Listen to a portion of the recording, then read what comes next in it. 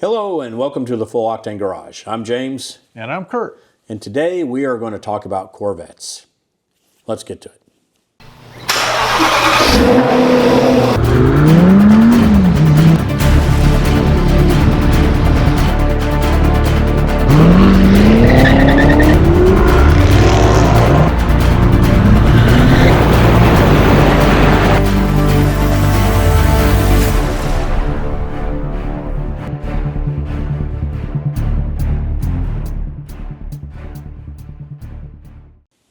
All right, GM in the past week has done a release of what could be the new C9. And this is just one iteration of it. There's going to be three total iterations. One is done in a UK design studio, which is the one that's been released. And it appears that it can only be released as a 100% electric vehicle. Though, if you hear the news from GM is they are not going to get rid of the V8. The V8 is still going to be part of the C8. So that's what we're going to talk about a little bit, because there's also the LA design studio design of it that's going to come out. And at the end of the day, all of them are going to get funneled up to Detroit, and Detroit's going to have either their design or a melding of the designs. We're not quite clear on that yet. And not to get political, but let's do it. You think about how long, I mean, it looks like a finished product. Yes. I mean, they've obviously done a lot of work and a lot of engineering.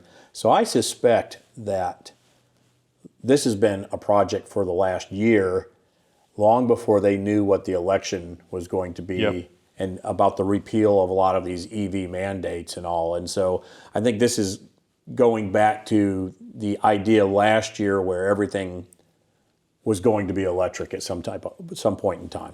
And one of the lead designers in this came from Lotus in the UK, and also, maybe, GM was looking at what some of the other people like Jaguar was doing, going full electric, and thinking that with mandates, other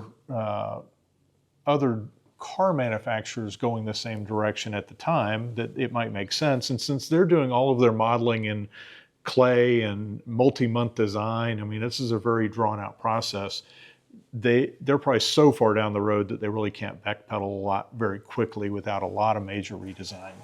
And so this is, you got to wonder if the other two design centers, because there's one on the West Coast, one on the East Coast, and then a UK design. You got to wonder if the two others will be a lot more leaning towards the ICE engines or hybrid applications, and that the fact that they don't have those as far along as this one is now says that they added those afterwards. Yeah. Yeah. The car, first off, looks incredible. Yes. Gosh, I mean, it is.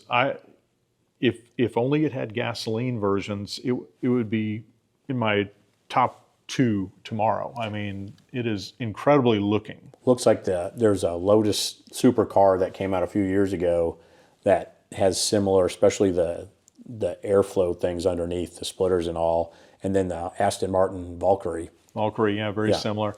And it's really cool if you look at the pictures, and we'll pop some pictures up while we're talking, but the aero is really cool. And if you look underneath the car, there's a tunnel underneath the center of the car that goes all the way through, that's going to hopefully produce less drag. The air intakes on the front are massive. And then when you look at the side air intakes, I mean, they go right through past the rear wheels, which is also going to obviously add to brake cooling and aerodynamics. I haven't really seen a lot of pictures with the aero wing up, and they talked about the split window windows dropping and doing air pass through and these big fans in the back. I mean, there's a ton of technology that they've talked about that I don't think anybody's really seen in real life yet.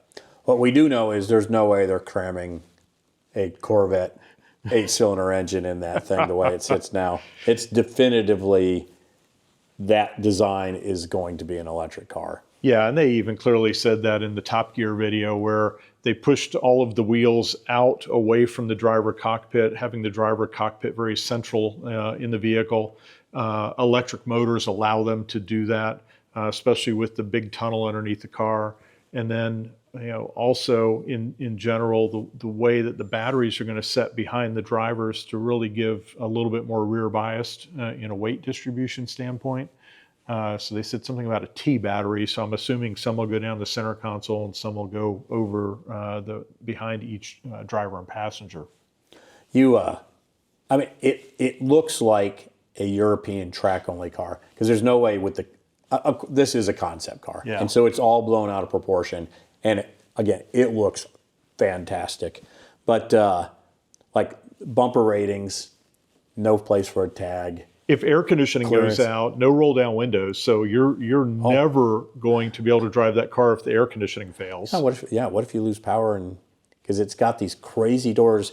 They said it's reminiscent of the '63 split window Corvette, but the splits In the front too. in the front also. And so when you see the doors open up, the windshield comes splits with in it. half also. Oh my gosh. So there's no way any of that's ever going to make it to production, but it is cool to see. It would be interesting to see if the DOT in the U.S. would even approve a split window in the front. I mean, it does give great visibility without the A-pillars, but with reduced visibility in the center of the vehicle and crossing over from the driver's point of view. So I honestly don't think they could get that ever through DOT. Now, I agree that the split in the rear would work fine. Back when we've got a '63 split window behind us, and you can't see very well out of the back window, and that was one of the gripes and kind of why the split went away, unfortunately.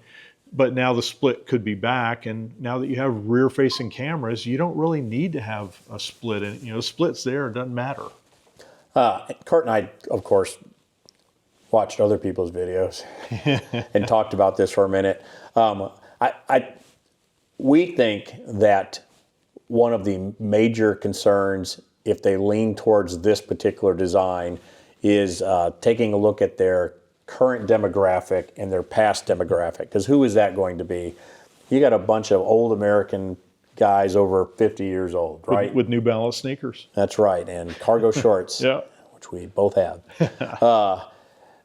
This is definitively not the design for that demographic whatsoever. No. I cannot see 7 or 8 guys standing outside in the parking lot with their cars lined up with these cars that look like they're 35 inches tall.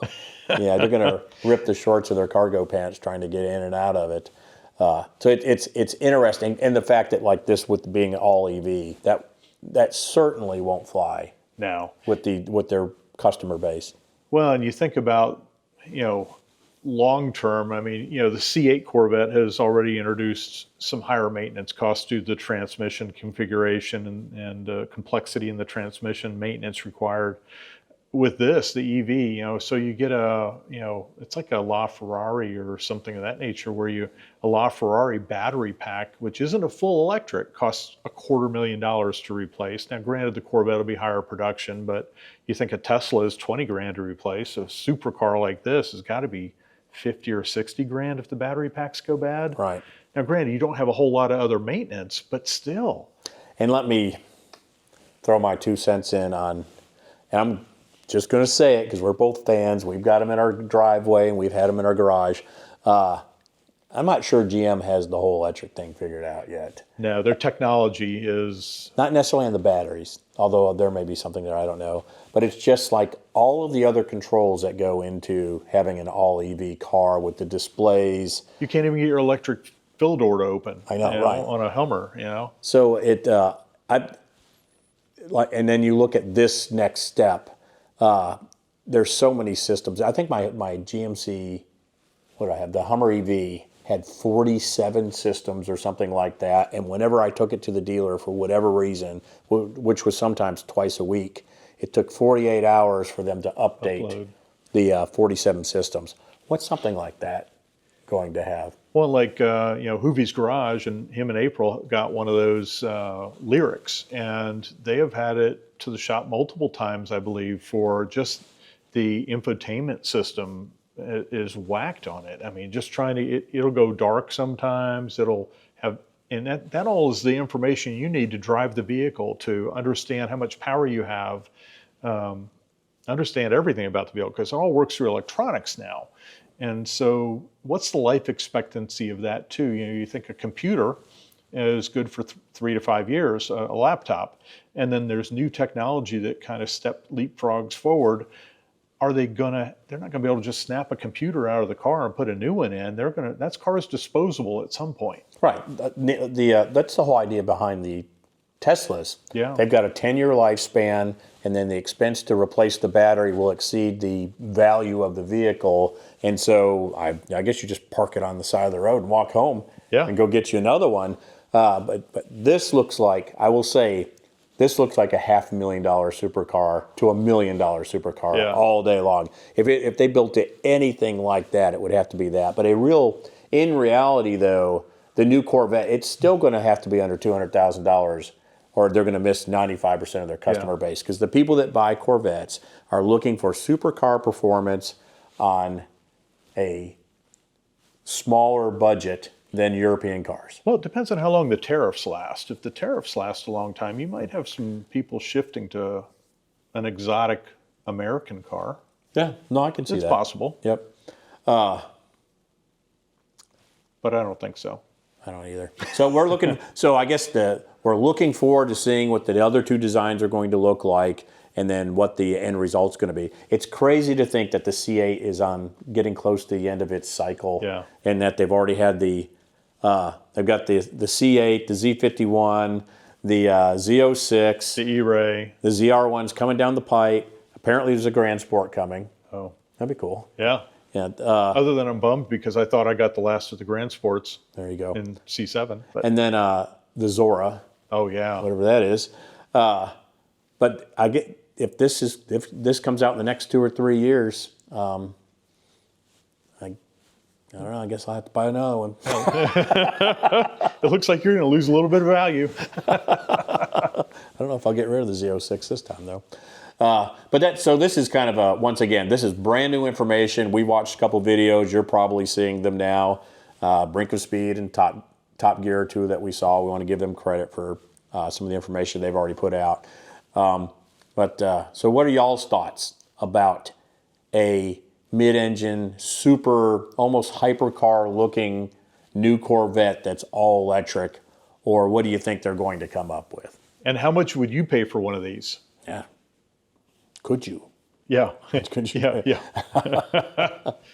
How much would I pay, or how much would Melissa and I pay? That would be the. Have to trade that Porsche. There you go. Yeah. Guess that's it for now. I think right? that about covers it. Yep. There'll definitely be an update to this as more info comes out, but we wanted to go ahead and catch it at the very end, at the very beginning, and kind of get some feedback. I would assume that GM and Chevrolet are watching these initial videos because they did release this all at once. Yep. To see what the feedback will be. So give them some feedback. Jump down in the comments section and let us know what you think. Thanks for being with us at the Full Octane Garage. Don't forget to like and subscribe, hit the notification bell for future videos. Don't forget to come and see us at Full Octane Insurance for all of your insurance needs. Check us out on Facebook and Instagram, and look at some of our other stuff like Driving with Melissa. See you soon. At the Full Octane Garage. Oh, wait, I almost forgot. Our legal team made me promise to display this disclaimer before we ended the video. Please take a moment to read it before you make any buying decisions.